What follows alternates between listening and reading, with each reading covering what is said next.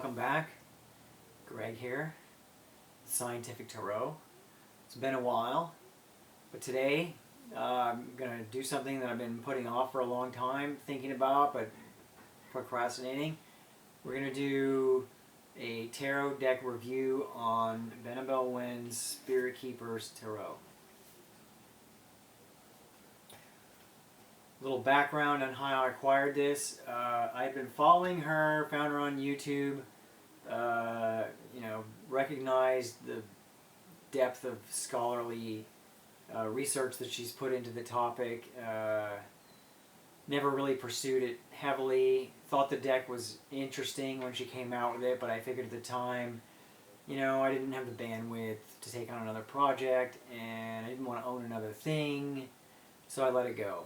And then after a while, I kind of sort of regretted that and wished I'd gotten it, but, what are you going to do? So I ended up going to a seminar, and we were doing some kind of manifestation exercise where you go into the black void and envision an object and rotate it around in your hands and see it and envision it like it's yours. And I figured, you know what, I'm gonna test this and say that I want to envision this deck in my hands. I could feel the cards in my hands and imagine what it would look like. And wouldn't you know, within 3 days after getting home from that seminar, she announced that she's doing another printing. So I jumped on that right away, got my name in line, waited for a while until they came in, and now I have it. So I don't know how much anybody watching this has watched Benebell's video. She's put out a lot of information on tarot and witchcraft and all kinds of interesting stuff. I would encourage you to go down that rabbit hole. There's definitely something there. I'm not going to go into that depth of detail on this review. I'm just going to, go over kind of what comes out in this make it up as you go along format and explain a little bit about my experience with it, and then you can decide where to go from there. I'm not sure that this is even available anymore, but if it is and you want one, I didn't think it was available either, and then I had to have it and it ended up in my hands. So let's just say it comes in a beautiful case, absolutely gorgeous case, really well put together, nice package, really, really nice.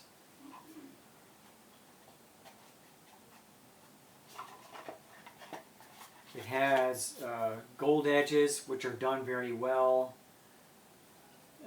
The thing I've noticed about this deck compared to some of the others I've looked at with the gold edge is that the cardstock is absolutely top shelf, the perfect amount of slip and grip, the perfect stiffness. The gold edge doesn't interfere at all. You can shuffle these very, very easily. You can handle them very easily, spread them out, whatever. So she's done a really nice job of top shelf materials on this. It comes with a little white book, which, it's good for a quick reference, but knowing how much she's put into these, it's almost kind of funny that it has a little white book, because there's like mountains of information that she's published in PDFs and books about the topic and about this deck in particular, on video and everything. So it's good to have that reference, because some of the artwork is a little bit different from some of the other decks out there, but again, that just barely scratches the surface. It comes with one or two, maybe even 3 different books. There's one with a 22-day path work that you can go through and write down things and study the card and see how it affects your life and what it means and all that. I haven't even gone through that yet. I've got some bandwidth right now. I might go ahead and start that. Maybe this video will be the catalyst to get me going on that, just out of curiosity. You can print out some PDF type stuff here, and part of getting making a bond with this deck and she's real elaborate about rituals and stones and incense and feng shui and making sure everything is done properly. And again, you don't have to do it that way. You do it how you want, but it's just been really, really well thought out. So one of the steps that she recommends that I actually did go through is you print out a PDF of every card, and then for every card you get a set of colored pencils. For example, here's the Emperor, and you read through the description of what that card is and what's on there, and then you take a colored pencil and you pick one symbol that catches your eye, and you color that in with your colored pencil, and it makes a bond with the deck. And it really what it's doing is it's kind of forcing you to go through the exercise of learning what all the symbols are, picking one that's relevant to you so that you'll remember that as you work with the deck and know what's in there. So you can see here you've got the lovers, you've got the eagle and the dragon, those are both colored in.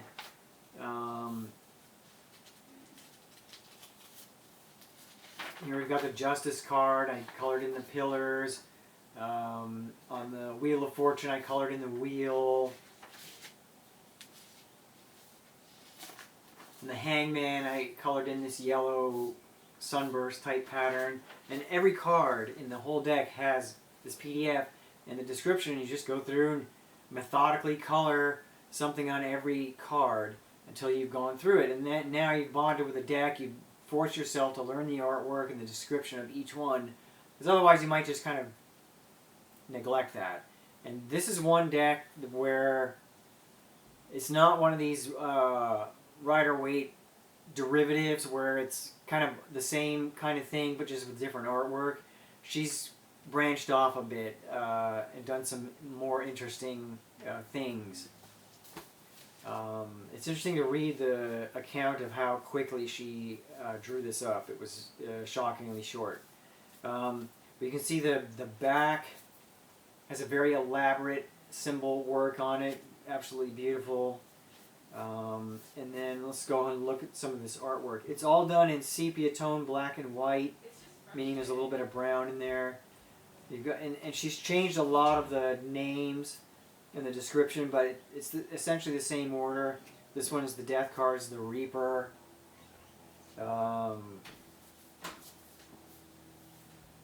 The face cards are a little bit different. You've got the Shield cards. Those are the Queens. You've got the Stronghold cards.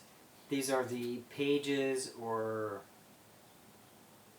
princesses, or whichever one is the youngest card in the face, depending on what system you're in.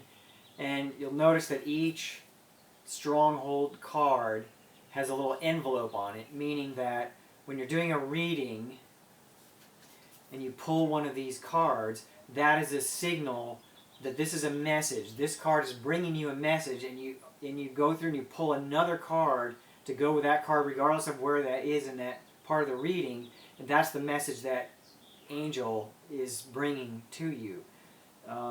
It's an interesting way of approaching it. That's I found that it's pretty good in readings. You've got the Shining Dew. All the knights, of course, are horses with wings. Here's another Stronghold. Stronghold of the Zephyrs. That's the swords. And you can see it's also got an envelope, meaning it's going to bring some message that has to do with the sword suit, something that affects your mind. Stronghold of the Veil. That's your earth suit. You can see again it's got an envelope with it. There's one more.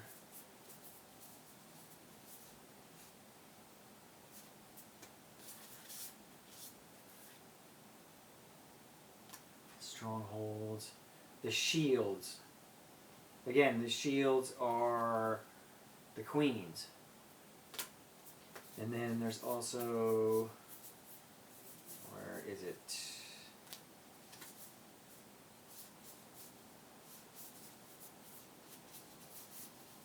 hiding here. Here's another face card, the Shining Flame.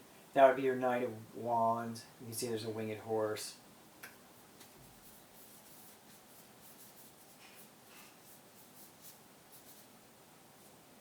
Shining Winds, that would be your Knight of Swords.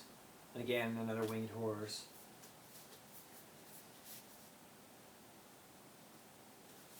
Stronghold of the Flame, that's equivalent to your Page of Wands. Again, you can see an envelope there.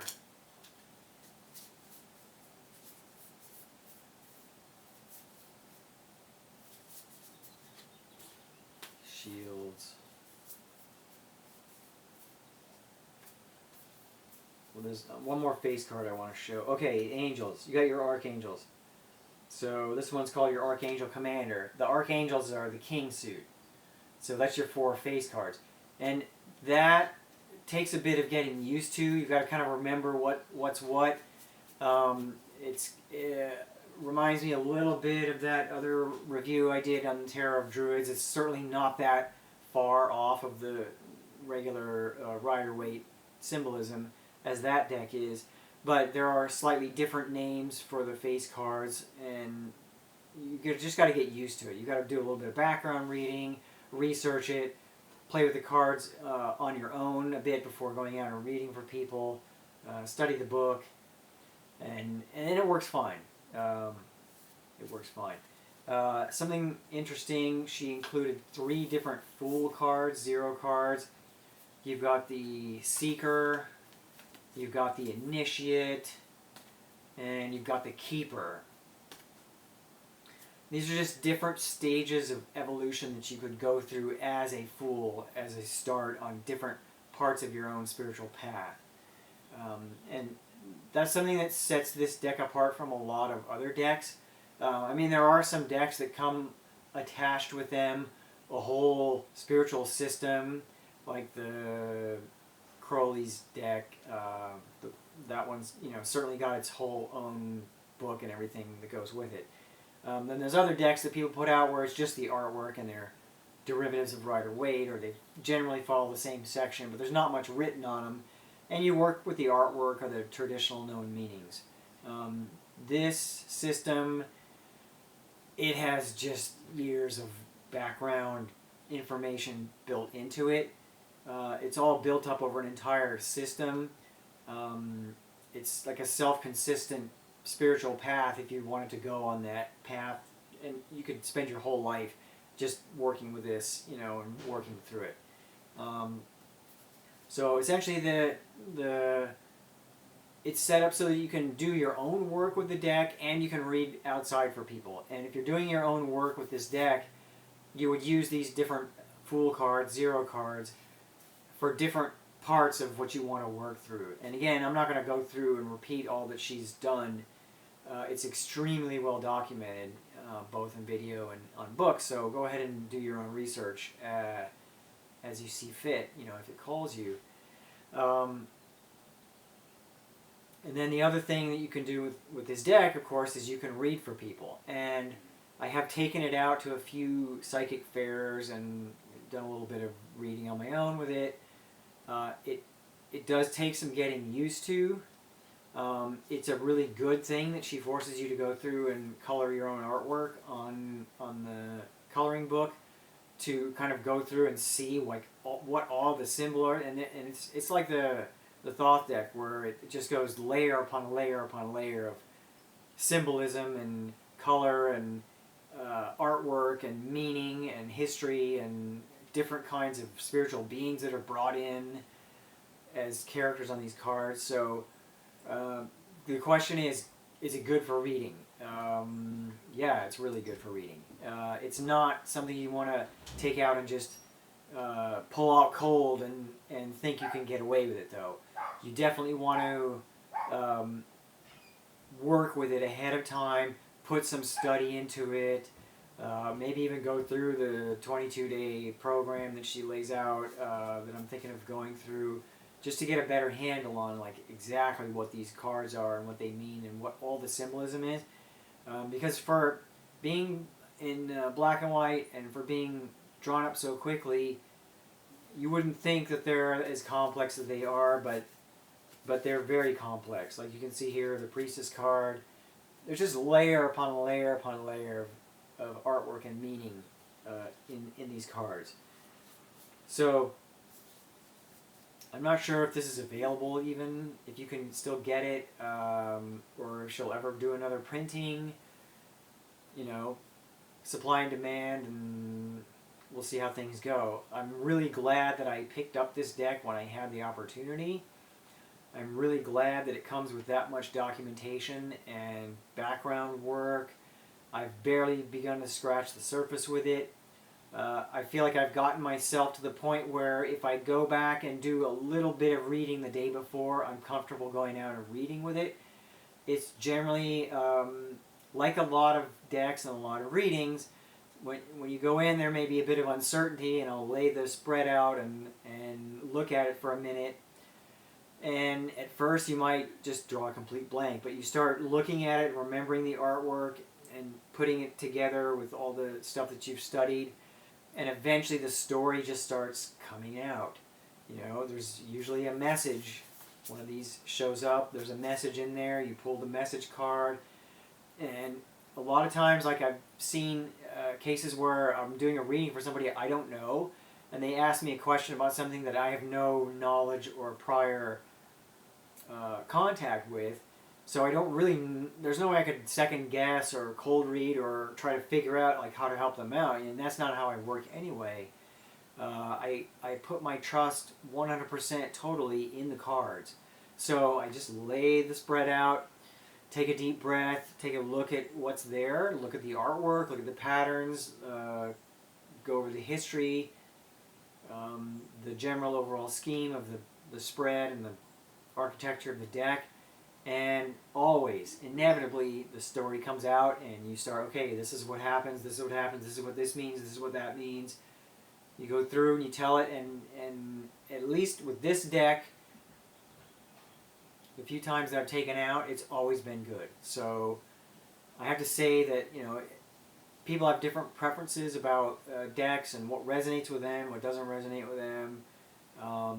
I read with the Thoth most often when I work outside, but not always. And sometimes I feel like I need to pull out a different one. This is definitely one of my top level decks. You know, I like them all.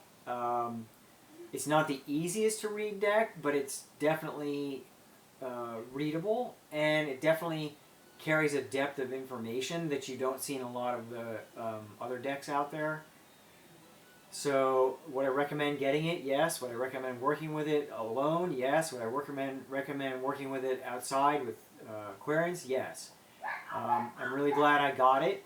I'm glad that I'm able to share this information with you today, and if it so resonates with you, see what it takes to acquire one, and go ahead. Thank you.